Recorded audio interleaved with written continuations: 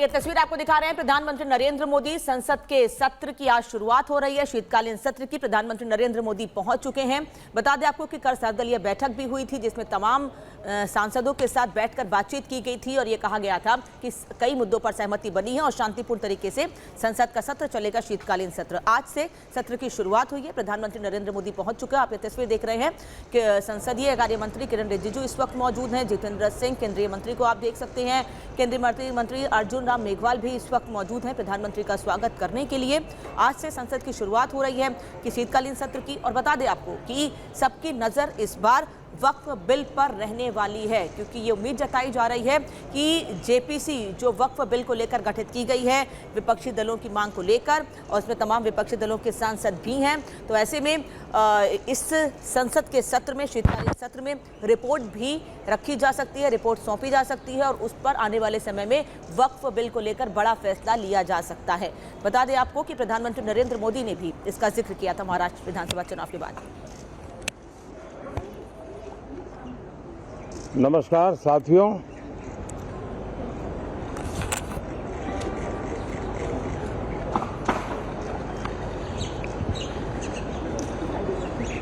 शीतकालीन सत्र है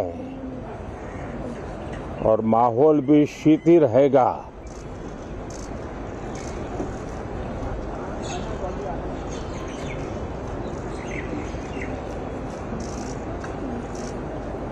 दो 2024 का ये अंतिम कालखंड चल रहा है।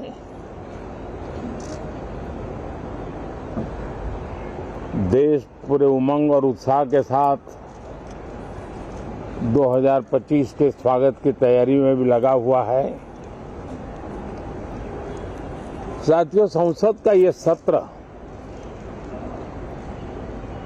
अनेक प्रकार से विशेष है और सबसे बड़ी बात है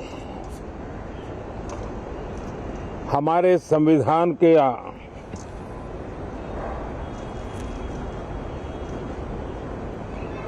75 साल की यात्रा, 75वें साल में उसका प्रवेश, ये अपने आप में लोकतंत्र के लिए एक बहुत ही उज्जवल अवसर है। और कल संविधान सदन में सब मिलकर के इस संविधान के 75वें वर्ष की उसके उत्सव की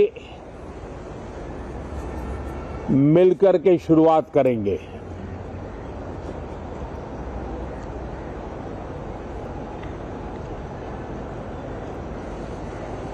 संविधान निर्माताओं ने संविधान निर्माण करते समय एक एक बिंदु पर बहुत विस्तार से बहस की है और तब जाकर के ऐसा उत्तम दस्तावेज हमें प्राप्त हुआ है। और उसकी एक महत्वपूर्ण इकाई है हमारी संसद। हमारे सांसद भी और हमारी संसद भी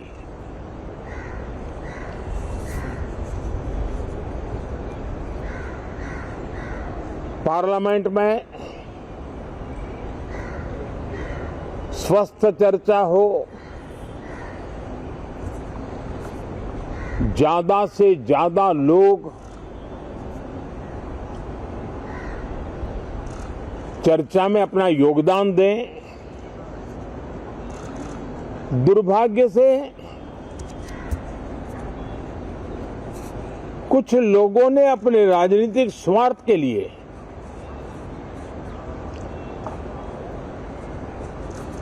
जिनको जनता ने अस्वीकार किया है,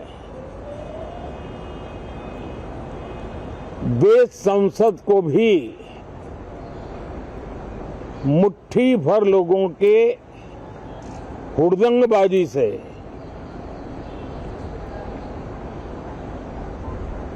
कंट्रोल करने का लगातार प्रयास कर रहे हैं। उनका अपना मकसद तो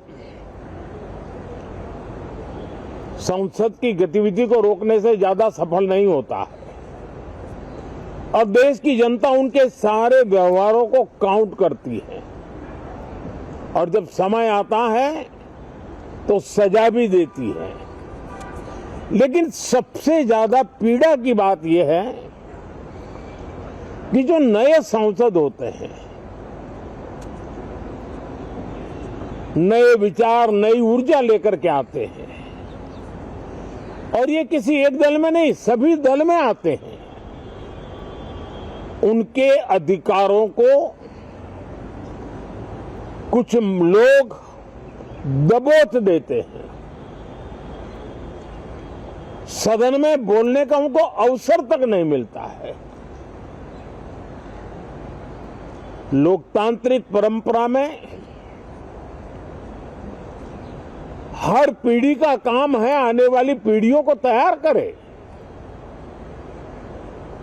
लेकिन 80-80, 90-90 बार जनता ने जिनको लगातार नकार दिया है, वे न संसद में चर्चा होने देते हैं, न लोकतंत्र की भावना का सम्मान करते हैं, न ही वह लोगों की आकांक्षाओं का कोई महत्व समझते हैं, उनका उसके प्रति कोई दायित्व है वो कोई समझ पाते हैं। और उसका परिणाम है वो जनता की उम्मीदों पर कभी भी खरे नहीं उतरते हैं।